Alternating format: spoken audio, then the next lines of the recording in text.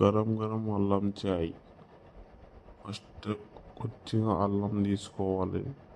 కొద్దిసేపు తర్వాత దాన్ని మెత్తగా దంచుకొని చాయ్ వేసుకోవాలి. 2 టేప్స్ 2 గ్లాసులు చాయ్ వేసుకోవాలి.